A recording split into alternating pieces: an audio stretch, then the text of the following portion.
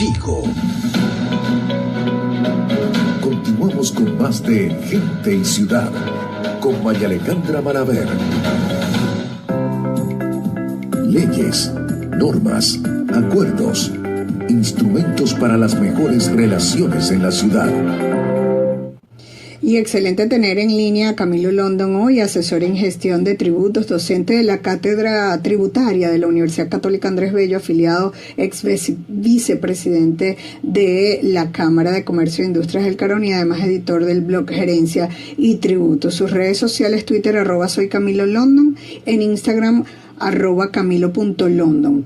Y pues el presidente Maduro anunció la eliminación del IGTF de 2% en bolívares. Entonces, un poco para que nos traduzca esto, porque entonces, bueno, me dijeron, María Alejandra, explica esto, no es 3% el IGTF, ¿se lo van a quitar, sí o no? O sea, vamos a detallar cuál es la información al respecto, pero esta ha sido una solicitud de los empresarios ya hace rato, porque esto aparentemente pues incide en todo lo que es la cadena y el precio final del consumidor. A ver, bienvenido Camilo, ¿cómo estás?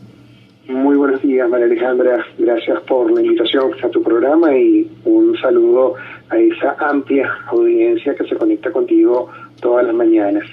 Este tema de el establecimiento de una alícuota cero a transacciones que están sujetas al impuesto a las grandes transacciones financieras, una forma a través de la cual el Ejecutivo Nacional materializa el ofrecimiento de dejar sin efecto el impacto que tiene este tributo en el sector productivo del país. Se hizo el anuncio señalando el presidente que, bueno, quedaba eliminado. Pero ahí no hay Gaceta todavía. No, sí, ya tenemos la Gaceta Oficial. Okay.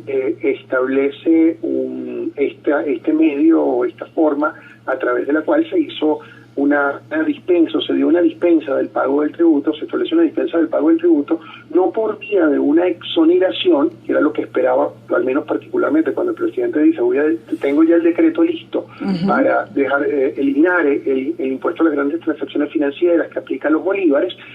Uno lo traduce y dice, bueno, va a dictar un decreto de exoneración del impuesto a las grandes transacciones financieras a aquellas operaciones que se realizasen en bolívares, no así las que se realizan a través del pago en de dólares divisas o el retiro de divisas de las cuentas bancarias. Que es el 3%, ¿no? Es del 3%. Sí, es importante aclarar que el impuesto a las grandes transacciones financieras en Venezuela se aplicó a partir del año 2016. Antes tuvimos impuesto a las transacciones financieras, y antes impuesto al débito bancario. Esto es un impuesto que ha estado durante mucho tiempo en nuestra economía, con algunos periodos de suspensión. Pero el que aplicó a partir del año 2016 era un IGTF del 2% que solo pagan los sujetos pasivos especiales por cualquier pago que realizasen, o bien por medio de instituciones financieras o mediante instituciones financieras, como los pagos que se hiciesen fuera del sistema financiero. Eso aplicó así hasta que en el año 2022 se incorporan dos nuevos contribuyentes, que serían aquellos que realizasen operaciones de pagos a través de sus cuentas bancarias denominadas en divisas, o aquellos que realizaran pagos en divisas a los que son sujetos pasivos especiales, es decir, no por ser sujeto pasivo especial, sino que tú le comprases a un sujeto pasivo especial, le pagases con divisas, eso te hace contribuyente de impuesto a las grandes transacciones financieras sin importar el monto de la transacción financiera. Y estas dos incorporaciones, estos dos nuevos sujetos pasivos contribuyentes que se agregaron en el año 2022, estaban sujetos a una lista, o están sujetos a una alícuota del 3%, ya no del 2% como todos los demás. Que sigue activo y es importante aclararlo.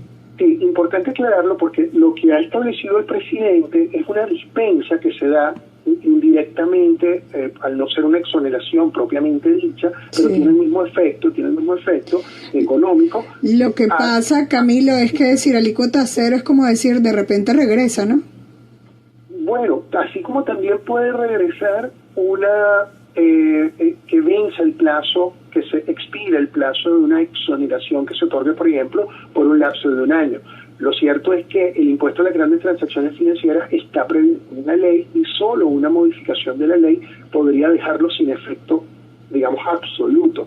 Es decir, solamente podría volver un impuesto de este tipo si es derogada la ley a través de una nueva ley. Pero ahora lo que tenemos es una decisión del Ejecutivo Nacional que, aunque no dice que sea temporal, lo cierto es que va a durar lo que el presidente decida, porque es quien por delegación, María Alejandra, importante, por delegación, a partir de la reforma del Código Orgánico Tributario del año 2014, el Ejecutivo Nacional puede dar las alícuotas de los tributos en el margen que les conceda la ley. Entonces, la alícuota máxima, o sea, entre la alícuota máxima y la alícuota mínima que puede aplicar el Ejecutivo Nacional, ha decidido aplicar la mínima de 0%, que en la práctica es una dispensa indirecta del pago del tributo. Sí, a eso iba, ¿no? Consultarte acerca de que si tenía la potestad o no, según la ley, y que sea esto por vía decreto.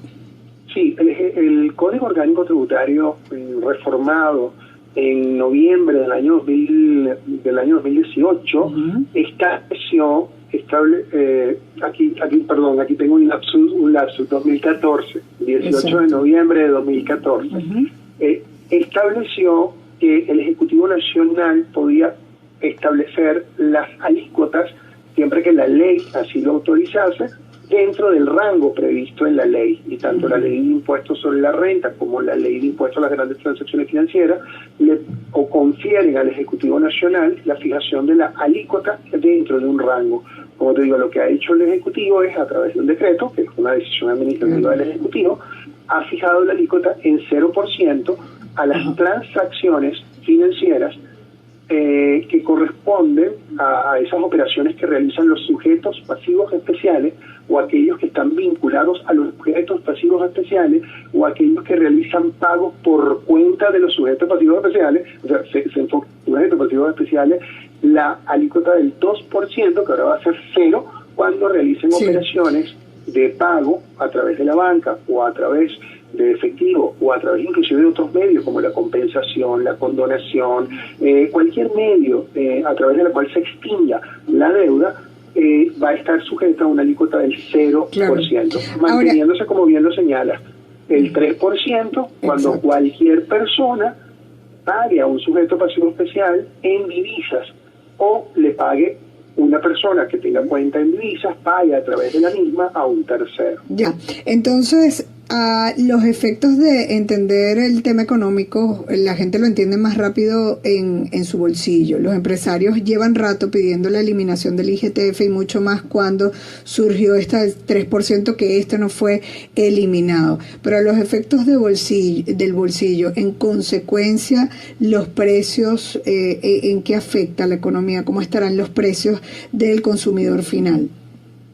El impuesto a las grandes transacciones financieras es una de las cargas impositivas más elevadas en cualquier empresa sujeta a este tributo. Es decir, los sujetos pasivos especiales, que son una gran cantidad... Es que ahora son muchos, casi todos son sujetos pasivos especiales en realidad. Exactamente, la denominación de contribuyente especial o sujeto pasivo especial, el CENIAT la extendió a prácticamente cualquier negocio con una muy pequeña venta. Entonces, siendo que hay muchos contribuyentes del impuesto a las grandes transacciones financieras, y siendo que este tributo puede llegar a exceder incluso al costo del impuesto sobre la renta para una empresa, es decir, lo que pagas por impuesto a las grandes transacciones financieras podría llegar a ser mayor de lo que corresponde pagar por impuesto sobre la renta.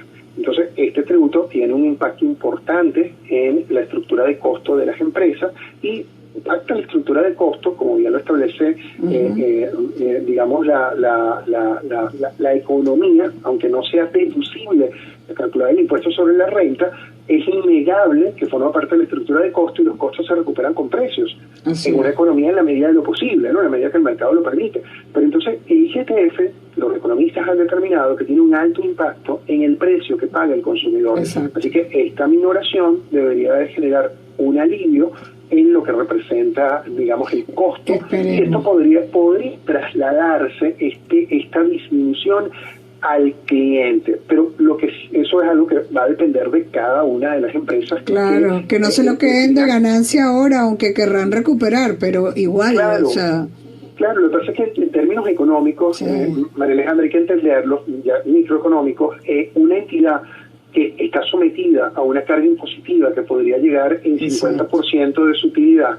Si le das un alivio financiero, posiblemente más que trasladar esto automáticamente al cliente, lo genere en una mayor producción o en el pago, en la inversión, en la recuperación de algunos activos deteriorados. O sea, no necesariamente se va a trasladar inmediatamente en una disminución de precios. Yo no consigo eso de forma automática, porque además no es tan fácil de determinarlo. Exacto. Lo que sí creo es que esta minoración del impacto fiscal, de la carga fiscal en las empresas, la va a hacer más competitiva y puede generar esto entonces un efecto positivo en la economía. Aunque no lo veamos inmediatamente en una disminución del precio de un producto, posiblemente lo veamos como una mejoría de las condiciones económicas que nos benefician a todos en el país. Así que sí, la medida es positiva, definitivamente. Claro, es que ya los empresarios también dicen, bueno, vamos a continuar o no con tanto peso en materia tributaria que como a qué porcentaje circunda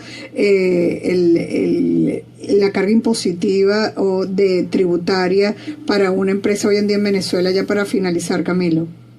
Los estudios que hemos consultado hablan de rangos, nunca se puede hablar de un valor puntual, sino de rangos, y esos rangos podrían estar entre el 40% y el 80% de la utilidad de una entidad. Sí, en el país definitivamente eso resulta bastante elevado, y te lo voy a poner de esta manera. Si este alivio tributario implica, por ejemplo, vamos a hablar de una empresa pequeña que puede comprar una moto para incrementar su nivel de ventas o su actividad económica, y eso implica un nuevo empleado o dos nuevos empleados, y eso a su vez va a traducirse en una mayor posibilidad de seguir reinvirtiendo, ¿bien? El rendimiento de la empresa en el desarrollo de la actividad económica, definitivamente es positivo para el país. Sí, bueno, Camilo, eso sin hablar de la ley de pensiones, pero eso lo seguiremos evaluando y seguiremos conversando contigo. Gracias a Camilo London, asesor en gestión de tributos, docente de la Cátedra Tributaria de la UCAP, afiliado y ex vicepresidente de la Cámara de Comercio e Industrias del Carón, y además editor del blog Gerencia y Tributos. Busquen el blog gerenciaytributos.blogspot.com o síganlo en sus redes sociales @Camilo London, en Instagram, Twitter @soy Camilo London. Vamos a hacer una pausa para hablarles de publicidad y ya venimos con más.